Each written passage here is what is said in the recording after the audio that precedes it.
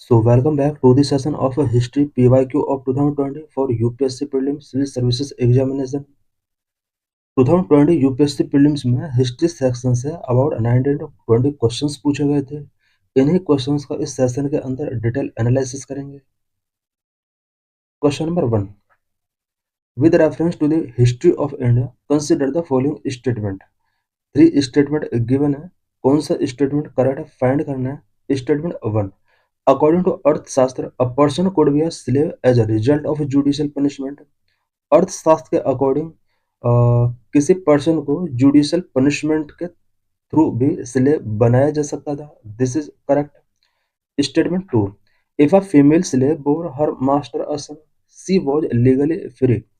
अगर कोई female slave अपने मास्टर के लिए एक सन पैदा कर रही है, देन उस फीमेल को स्लेवरी से फ्री कर दिया जाता था। This statement is also correct. Statement 3, if a son born to a female slave was fathered by her master, the son was entitled to legal status of the master son. अगर किसी female slave से master के लिए कोई सन born किया जाता था, then वो जो सन हुआ करता था वो मास्टर के सन के तौर पर जाना जाता था। इट मीन्स उस बेटे को एक लीगल स्टेटस गिवन किया जाता था। So correct answer is D. 1, 2, 3 all statement correct. So let's discuss the detail of this question. Kautilya अर्थशास्त्र provide a very detailed legal framework regarding दास। कौटिल्य का अर्थशास्त्र में दास से रिलेटेड कुछ लीगल फ्रेमवर्क प्रोवाइड किया गया है। Statement 1, it mention that one could become a slave या birth by voluntarily selling oneself, being captured in war, or a result of a judicial punishment. अर्थशास्त्र में ये मेंशन किया गया है कि कोई भी पर्सन बर्थ से स्लेव बन सकता है या फिर वॉलंटरी अपने आप को सेल करके स्लेव बन सकता है। वॉर में अगर कैप्चर किया गया है वो पर्सन स्लेव बन जाता था एंड कुछ जुडिशियल पनिशमेंट के थ्रू भी पर्सन को स्लेव बनाया जा सकता था। Statement 2, Cordelia stated that if a master has a child with a female slave, both the mother and child shall be regarded as free. Statement 3, the law further specified that such a son is entitled to the inheritance and legal status of the master's legitimate children. Question number 2, in which one of the following regions was Dhanyakata, which flourished as a prominent Buddhist center under Mahasangika located? Question में धन्या कड़क का location पूछा गया कि किस state में ये लोकेटेड था। धन्या कड़क जो कि प्रोमिनेंट बुद्धिस्ट सेंटर के तौर पर फ्लोरिश हुआ, इससे रिलेटेड ये क्वेश्चन है। Correct answer is A, Andhra Pradesh. Dhanyakataka Andhra Pradesh state में लोकेटेड था। उस टाइम पर ये महासंघिकाज के अंडर आने वाले प्रोमिनेंट बुद्धिस्ट सेंटर का यहाँ पर सिचुएटेड था। Let's discuss the detail. Dhanyakada, modern day Dhandikota, located in Andhra Pradesh, was a major political and religious center. Dhanyakada उस टाइम पर major political and religious center हुआ करता था। It served as the capital of Satavahanas and was a significant seat of Buddhist learning. उस time पर ये सातवाहंस का capital हुआ करता था एंड बुद्धिस्ट लर्निंग का एक सिग्निफिकेंट सीड हुआ करता था। The Mahasangika sect, which eventually paved the way for Mahayana Buddhism, had a strong presence here, particularly the school known as the Chaityankaj. Mahasanghika sect जो कि जिसने महायान बुद्धिज्म के लिए एक तरीके से वे तैयार किया, यहाँ पर इनकी संख्या बहुत ज़्यादा हुआ करती थी उस टाइम पर, और पर्टिकुलरली इन्होंने एक स्कूल भी यहाँ पर बनाया, चैत्यंकाज। Question number 3, The Ghadar Party was a revolutionary association of Indians with the headquarters at, correct answer is San Francisco. So let's discuss the detail. The Ghadar Party was an international political movement founded by expatriate Indians to overthrow British rule in India.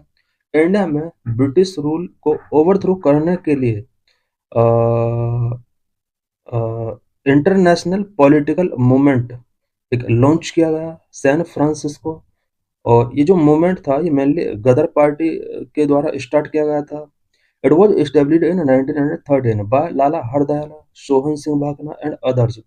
1913 में ये जो movement था या ये जो initiative था, ये लाला Hardayal, Sohan Singh Bhakna and others के द्वारा एस्टेब्लिश किया गया। Its headquarter, known as युगांतर आश्रम, was located in San Francisco, USA। इसका हेडक्वार्टर यूएसए सैन फ्रांसिस्को में लोकेटेड था, स्पेशली युगांतर आश्रम में।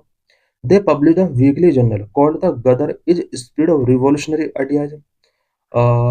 गदर पार्टी के द्वारा गदर वीकली जर्नल पब्लिश किया जाता था, जिसके अंदर रेवोल्यूशनरी आइडियाज को स्प्रेड किया जाता था।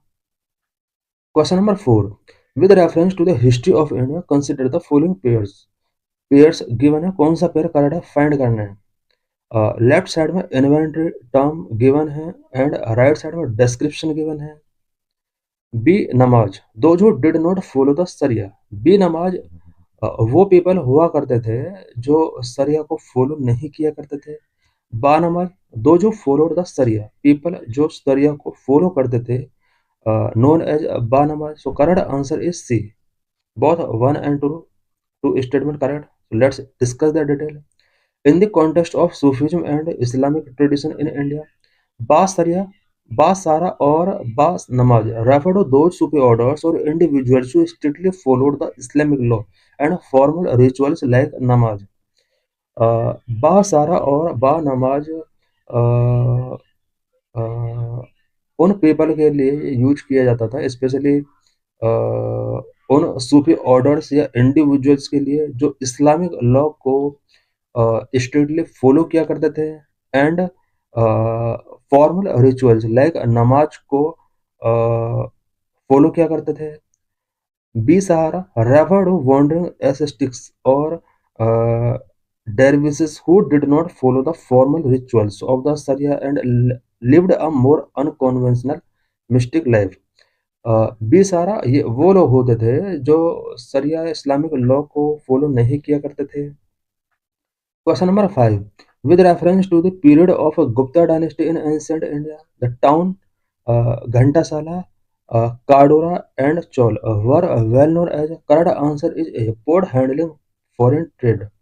ये कुछ ऐसे पोर्ट हुआ करते थे, स्पेशली ये जो टाउन्स गिवन है, घंटासाला, काडोरा एंड चोल, ये ऐसा टाउन हुआ करते थे जहां पर फॉरेन ट्रेड को हैंडल करने के लिए कुछ इंपॉर्टेंट पोर्ट्स हुआ करते थे। तो let's discuss the detail. During the Gupta period, India had flourishing trade with south east Asia and Roman empire. Gupta period के दौरान इंडिया में south east Asia and Roman empire के साथ ट्रेड उस टाइम पर फ्लरिश हो रहा था। Ghantasala and Kadura in modern Andhra Pradesh were major ports in east coast Bay of Bengal. Ghantasala and Kadura modern Andhra Pradesh में सिचुएटेड थे, स्पेशली ये आंध्र प्रदेश में ईस्ट कोस्ट में मेजर पोर्ट हुआ करते थे। Chaul near Mumbai was a significant port on the west coast. Chaul west coast near Mumbai ये एक सिग्निफिकेंट पोर्ट हुआ करता था। These location were vital for the maritime trade off spices, silk and species stones. ये जितने भी पोर्ट हुआ करते थे, ये वाइटल पोर्ट हुआ करते थे, specially spices, silk and precious stone का ट्रेड यहाँ से किया जाता था। Question number 6, with reference to the history of India, the terms kulyavapa and dronavapa denotes। Correct answer is B, coins of different values. Kulyavapa and dronavapa different value के coins के लिए use किया जाता था। So let's discuss the detail. In the Gupta period and subsequent eras, these terms were used to denote land measurement। यहाँ पर ये answer थोड़ा मिसिंग है, मेजर स्पेशली ये लैंड मेजरमेंट के लिए यूज किए जाते थे। Correct answer is A, measurement of land. In the Gupta period and subsequent eras, these terms were used to denote land measures। Land measures को डिनोट करने के लिए इनका यूज किया जाता था गुप्ता पीरियड में। Kulyavapa, the area of land that required one kulya of seed grain to be sown. One kulya grain sown करने के लिए जितने लैंड की रिक्वायरमेंट होती थी, this is known as kulya vapa. Drona vapa, the area of land requiring one drona और seed grain. One drona seed grain के लिए कितना एरिया चाहिए? वो एरिया ड्वेना वापा हुआ करता था। The suffix "wapa" literally means sowing or planting, which direct link these terms to agricultural land unit rather than currency or rituals. Question number 7. With reference to the history of India, consider the following pairs. Uh, three pair से given है, कौन सा correct है find करना है। Pair 1 Orang in charge of treasury of eastern, this is wrong. Banyan Indian agent of the east India company, this is right because banyan उस time पर कुछ इंडियन एजेंट हुआ करते थे जो कि इंडियन ईस्ट इंडिया कंपनी के साथ अलाइन होते थे। Pair 3 mirasidar designated revenue payer payer to the state, state को रेवेन्यू पेयर करने वाले लोगों को मरासीदार कहा जाता था।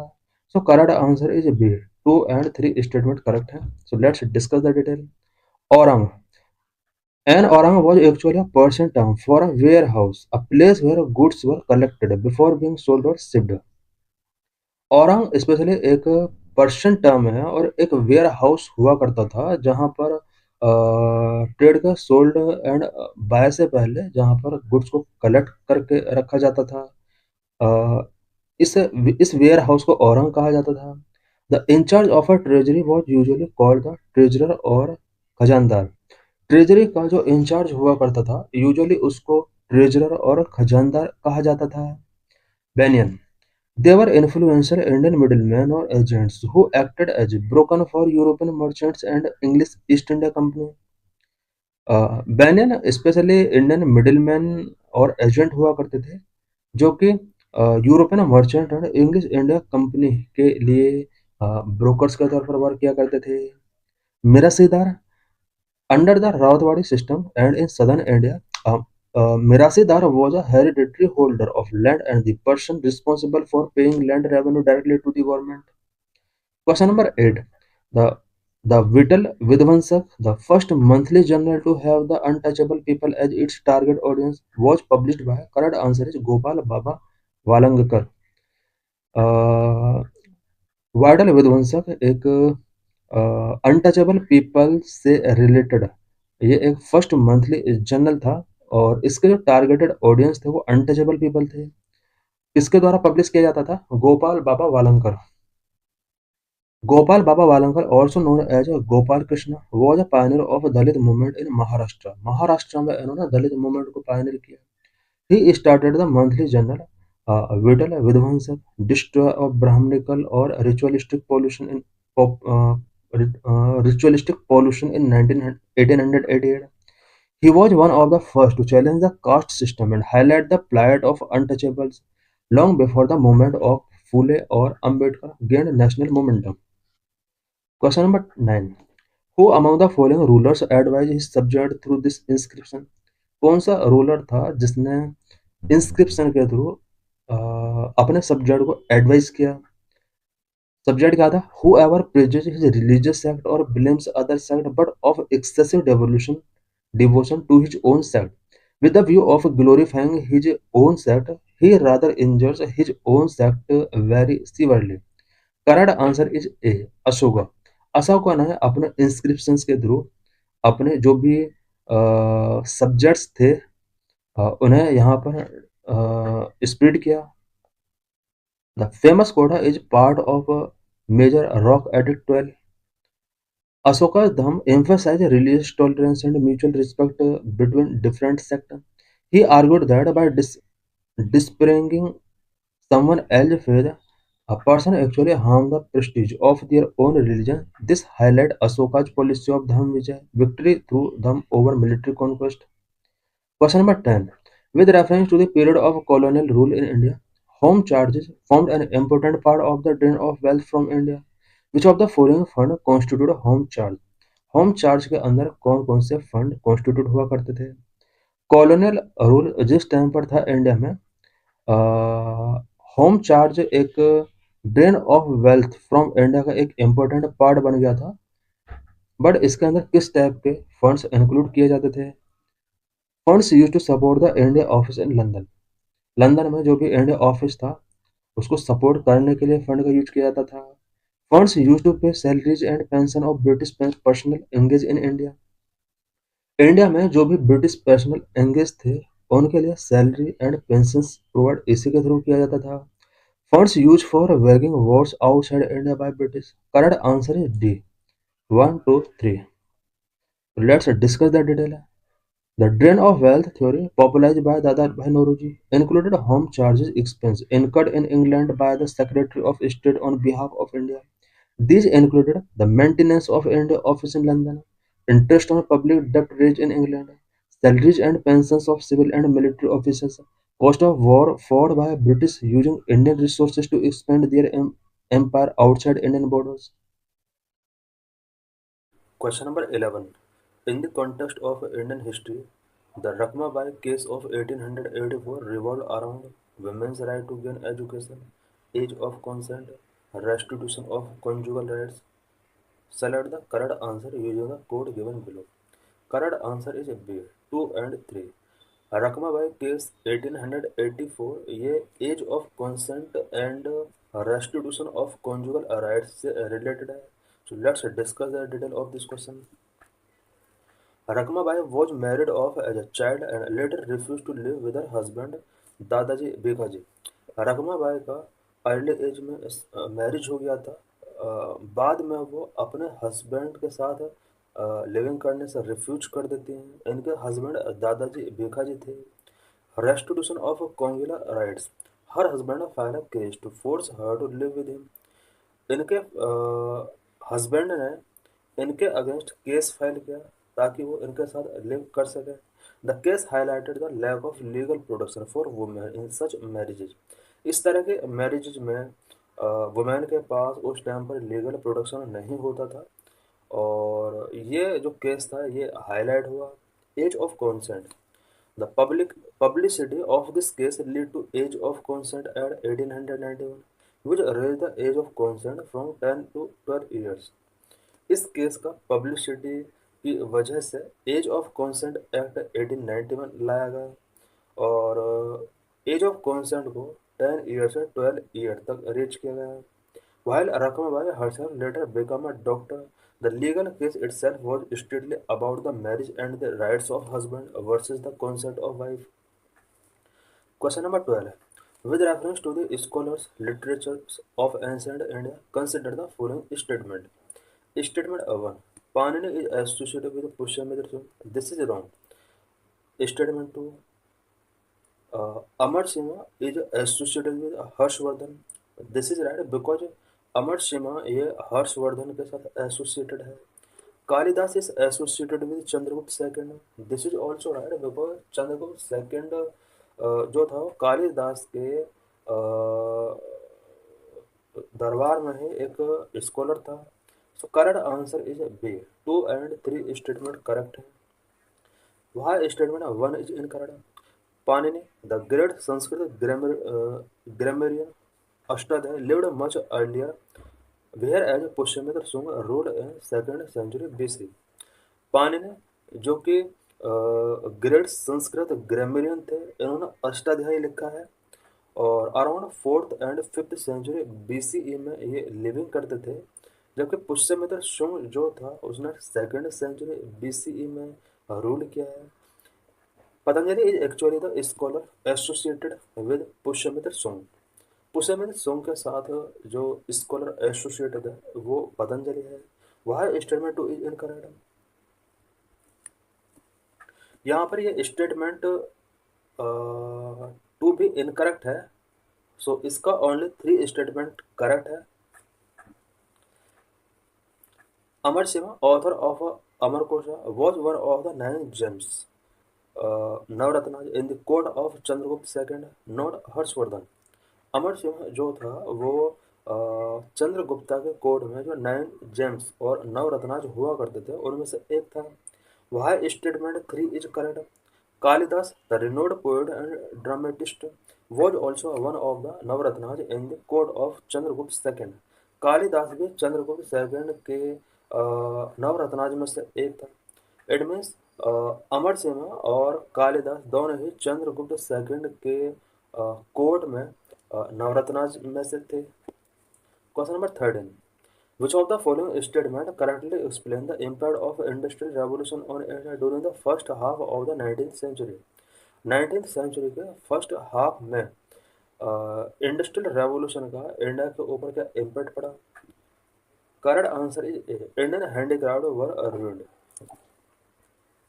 The British Industrial Revolution turned India into a source of raw material and a market for finished goods. Uh, British industrial revolution के दौरान India source of raw material के तौर पर टर्न हुआ एंड फिनिश्ड गुड्स के एक market के तौर पर इसको यूज किया गया। Cheap machine made British textile flooded Indian markets. Unlike British goods, Indian handicraft faced high duties in Britain, while British goods entered India with minimal or no duties. This led to deindustrialization, where millions of traditional weavers and artisans lost their livelihood. Question number 14. With reference to the history of India, consider the following periods. Left side में famous places given है, right side में present state है. Pair 1. Bilsa Madhya Pradesh, this is right. Dwarasamudra Maharashtra, this is wrong. Girinagar Gujarat, this is right. And Sthaneshwara UP, this is wrong. Bilsa also known as Vidisha, it is located in Madhya Pradesh. Bilsa को विदिशा के नाम से भी जाना जाता है जो कि मध्य प्रदेश में है. द्वार समुद्र, this was the capital of Hoysala, located in Karnataka. द्वार समुद्र होयसला का कैपिटल हुआ करता था और कर्नाटक में ये सिचुएटेड था. Girinagar famous for the Junagadh rock inscriptions of Rudradaman and Ashoka, located in Gujarat. Girinagar Junagadh rock inscriptions के लिए फेमस है एंड गुजरात में लोकेटेड है. Sthaneshwara the capital of the Pushyabhuti dynasty, Harsha early capital, it is located in Thanesar Haryana. Question number 15. With reference to the history of India, consider the following statement. Statement 1. Hundi was a bill of exchange used by merchants in medieval India. हुंडी medieval India में merchants के द्वारा use किया जाने वाला bill of exchange हुआ करता था. This is right. In the Mughal period, Jagirdar were always military officers. This is wrong because Jagirdar always military officers नहीं हुआ करते थे मुगल पीरियड में. So correct answer is A. Only one statement इसका correct है. So let's discuss the detail. Why statement 1 is correct? The hundi was a financial instrument developed in medieval India for use in trade and credit transactions. Trade and credit transactions के लिए medieval India में हुंडी जो कि एक financial instrument था इसको develop किया गया. It acted as a bill of exchange allowing merchants to transfer money from one place to another without carrying physical cash, which was safer for long distance trade. Why statement 2 is incorrect? While many jagirdars had military rank mansabs, the term jagirdars referred to anyone assigned to a jagir, land revenue assignment, in lieu of a salary. ज़्यादातर जागीरदार्स को military rank it means mansabs given किए गए थे. जागीरदार्स जो हुआ करते थे ऐसे लोग हुआ करते थे जिन्हें as a salary jagir assign की जाती थी. जागीर लैंड रेवेन्यू असाइनमेंट हुआ करते थे. Not all jagirdars were strictly military officers, some were administrative officers और members of the royal family. Question number 16. With reference to Indian history, who among the following was a founder of Satyashodhak Samaj? Satyashodhak Samaj के founder कौन रहे हैं? Correct answer is B, Jyotiba Phule. Jyotiba Phule founded the Satyashodhak Samaj in 1873 इन महाराष्ट्र. ज्योतिबा फुले ने महाराष्ट्र में 1873 में Satyashodhak Samaj found किया था. Primary objective of society was to liberate the Shudras and Ati Shudras from the exploitation of upper caste and to promote education and social rights for the oppressed class and women. Question number 17. With reference to the cultural history of India, consider the following statement. Four statement given है. Statement 1. Most of the Tyagaraja Kirtis are devotional song in praise of Lord Krishna. This is wrong. Statement 2. Tyagaraja created several new ragas. This is right because इन्होंने various राग यहाँ पर create किए हैं. Statement 3. Annamacharya and Tyagaraja are contemporaries. This is wrong. Statement 4. Annamacharya Kirtans are a devotional song in praise of Lord Venkateswar. This is right. So correct answer is B. 2 and 4 only. Why statement 1 is incorrect? Tyagaraja, one of the trinity of Carnatic music, composed most of his works in praise of Lord Ram, not Lord Krishna. Why statement 2 is correct? Tyagaraja is credited with introducing many new ragas and refining the Kirti format of Carnatic music. Why statement 3 is incorrect? Annamacharya and Tyagaraja were not contemporaries. Annamacharya lived in the 15th century, while Tyagaraja lived in the 18th and 19th century. Why statement 4 is correct? Annamacharya is famous for his thousands of Sankirtans dedicated to Lord Venkateswar of Tirupati. Question number 18. With reference to the Desai Likayat Pact, consider the following statement. Desai Likayat Pacts related question. Statement 1. It suggested an equal number of persons nominated by a congressional league in the central legislature. Central legislature में Congress and league से